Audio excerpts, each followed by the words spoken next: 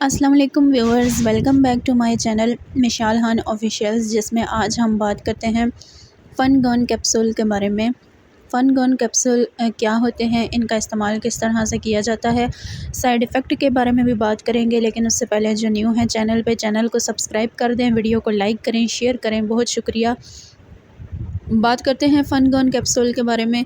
ये 150 mg में available होते हैं और सेमी फार्मा इसको बनाती है और इसके अंदर जो मेडिसन है वो फ्लूकोनाज़ोल पाई जाती है। ये कैप्सूल की फॉर्म में अवेलेबल होते हैं और ये मुख्तलिफ़ किस्म के फ़ंगल और यीस्ट के इन्फेक्शन के लिए इस्तेमाल में लाए जाते हैं। यानी आम तौर पे जो फ़ंगल इन्फेक्शन हो जाते हैं या ख़मीर का जो इन्फेक्शन हो जाता है जिस्म में, ये उसके इलाज के लिए बहुत हद तक इस्तेमाल किए जाते हैं। ये था इसका इंट्रोडक्शन। अब हम बात करते हैं इन कैप्सूल के या इस मेडिसिन की वर्किंग क्या होती है उसके बारे में बात करते हैं।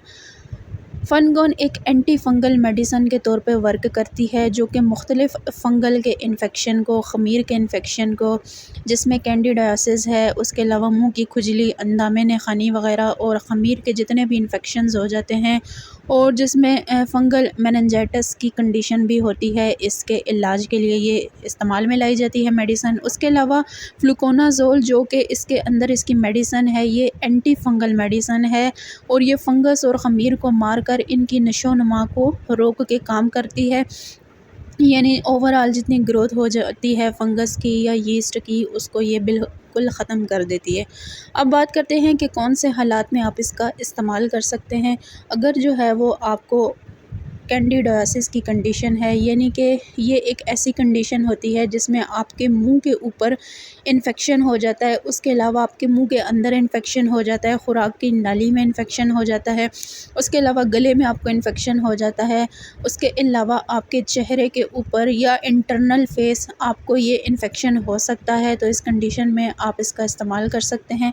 इसी तरह आप इसको जो है वो अंदामे नहानी यानी वजाइनल इन्फेक्शन में भी आप इसका इस्तेमाल कर सकते हैं।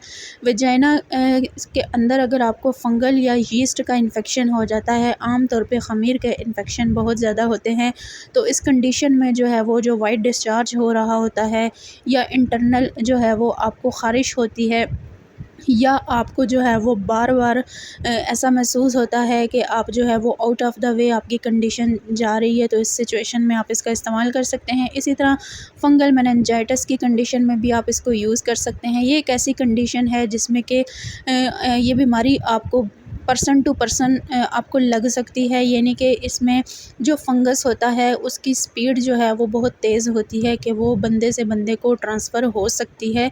तो इस किस्म की बीमारी में जो है वो ज़्यादातर जो है वो ब्रेन डैमेज होता है या इंटरनल जो बॉडी पार्ट्स हैं उनमें जो है वो पानी वग़ैरह हो जाता है।